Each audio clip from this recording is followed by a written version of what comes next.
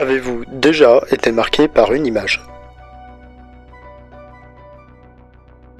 Celle-ci a été l'une des premières à m'avoir autant intrigué lorsque je fus petit, et c'est aujourd'hui que je vous parle d'un des tableaux les plus bouleversants de l'histoire de l'art, Le Cri d'Edvard Munch.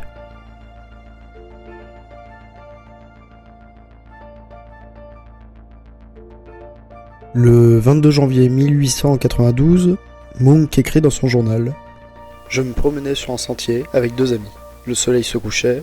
Tout d'un coup, le ciel devint rouge sang. Je m'arrêtai, fatigué, et m'appuyai sur une clôture. Il y avait du sang et des langues de feu au-dessus du fjord bleu-noir de la ville. Mes amis continuèrent, et j'y restai, tremblant d'anxiété. Je sentais un cri infini qui passait à travers l'univers et qui déchirait la nature. » L'œuvre est peinte à une époque de bouleversement en Europe, où l'industrialisation bouleverse le paysage urbain, et avec lui les modes de vie, les habitudes et les croyances. C'est dans ce contexte que naît Le Cri, morceau le plus connu d'une frise inachevée, œuvre phare du mouvement symboliste sous les pinceaux d'Edvard Munch.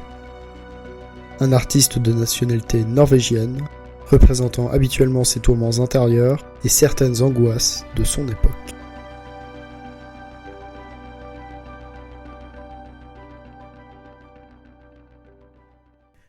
Au premier plan, une figure androgyne, au visage déformé par un cri à la fois profond mais silencieux. Munch utilise des lignes ondulées pour le paysage, renforçant l'impression de chaos. La figure se tient sur un pont dressé face à une petite ville portuaire au milieu d'un paysage immense. Son paysage est déformé par le hurlement, mais pourquoi? Les couleurs vives et tumultueuses créent une atmosphère d'agitation. Le ciel rouge à l'atmosphère apocalyptique, révèle le tumulte émotionnel de la personne. Les lignes ondulées ajoutent un sentiment de mouvement et d'instabilité, renforçant l'impact émotionnel du tableau. L'interprétation la plus courante voit dans Le Cri d'une angoisse humaine existentielle, celle-ci pouvant être causée par l'aliénation d'un individu dans un monde en proie au changement durant l'ère industrielle. La figure centrale sera submergée par des sentiments d'insécurité et d'isolement face au changement constant du monde autour d'elle, réalisant la nature non immuable des choses. Le Cri peut aussi être vu comme une exploration des peurs et des angoisses personnelles de l'individu, la déformation de visage et l'utilisation de couleurs irréalistes étant une tentative de visualiser les émotions du personnage.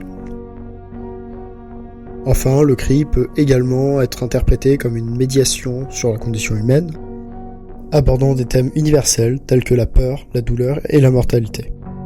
La figure centrale, isolée et tourmentée, pourrait représenter l'expérience humaine où les distorsions du tableau sont supposées faire ressentir la douleur intérieure et une angoisse existentielle. Malgré tout cela, il est important de noter que Munch a eu une vie marquée par la maladie et la perte, faisant du Cri une œuvre autobiographique et dont chacune des lectures précédemment faites possèdent probablement leur part de vérité. Au tout début, je vous ai dit que Le Cri était l'un des tableaux d'une frise inachevée. En effet, l'artiste a également peint d'autres tableaux prenant lieu sur la même scène, l'année d'avant et l'année d'après, la première production du Cri, et tous deux portant sur des sentiments profondément négatifs.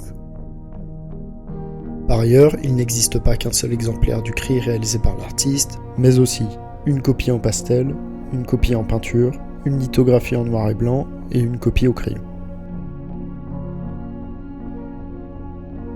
L'impact du Cri dépasse les frontières et les époques, il préfigure l'expressionnisme, influençant des générations d'artistes.